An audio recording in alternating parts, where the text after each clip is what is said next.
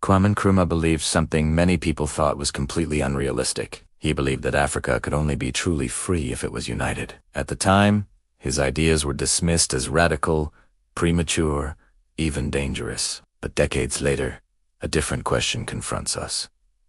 What if Kwame Nkrumah was right, but simply too early?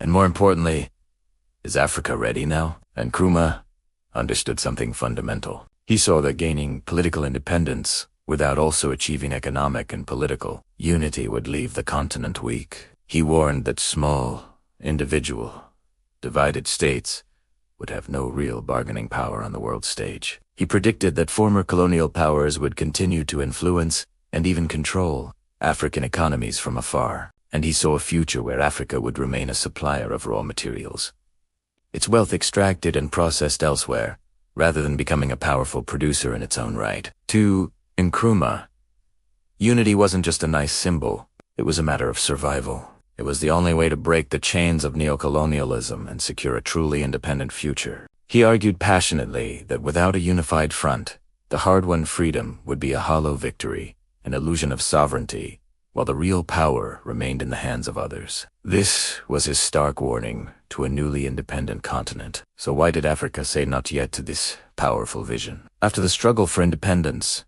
Africa's new leaders were facing some very fragile realities. These were brand new states, many of them grappling with deep internal divisions, ethnic tensions, and political rivalries. Their institutions were weak, and they had inherited artificial borders drawn up by colonial powers, borders that often cut across traditional ethnic and cultural lines. In this environment, many leaders feared that pushing for rapid continental unity would be a disaster. They worried it would undermine their brand new sovereignty, which they had fought so hard to win. They were concerned that a unified Africa would lead to dominance by a few larger, more powerful states over the smaller ones. And most of all, they feared it would trigger even more instability and conflict at a time when they were desperate for peace and nation-building. So, Africa chose a path of caution over Nkrumah's bold proposal. The vision of a united continent was postponed, not completely rejected, in favor of focusing on solidifying the new nation-states first. Looking back, we can see why Nkrumah was too early. His grand idea required foundations that simply did not exist at the time. First and foremost,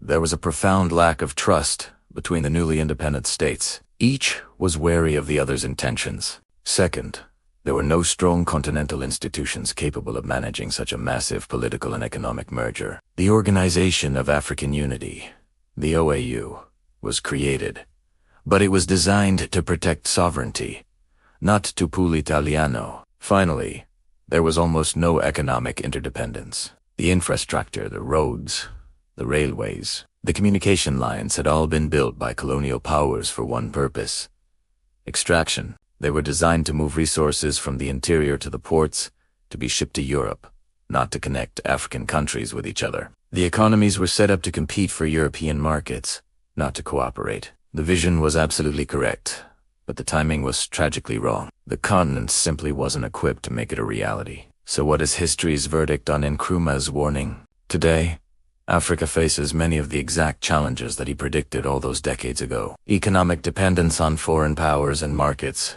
is still a major issue. The continent's markets remain fragmented, making it difficult for African businesses to trade with each other and grow. And as a result, Africa's collective influence on the global stage is still far more limited than its population and resource wealth would suggest it should be. Yes, we have regional blocs, like ECOWAS and SADC. We have the African Union, which replaced the OAU. But let's be honest, the unity they represent is often shallow. The dream of a powerful, unified continent that can stand shoulder to shoulder with other global powers remains just that. A dream. Nkrumah wasn't wrong. History has proven that he was just early. His predictions have become our reality, a clear sign that the problems he identified were real and have not gone away. This brings us to the big question. Is Africa ready now? In some ways, the answer is yes. The continent has changed dramatically since Nkrumah's time. Today, Africa has a much larger educated population, with a new generation of entrepreneurs, thinkers, and leaders who see the benefits of collaboration. We have more established regional economic communities that have been working for decades to foster, and most significantly, we have the African Continental Free Trade Area, or AFCFTA, which is arguably the most ambitious step towards Nkrumah's vision that the continent has ever taken. It aims to create a single market for goods and services, which could be a game changer.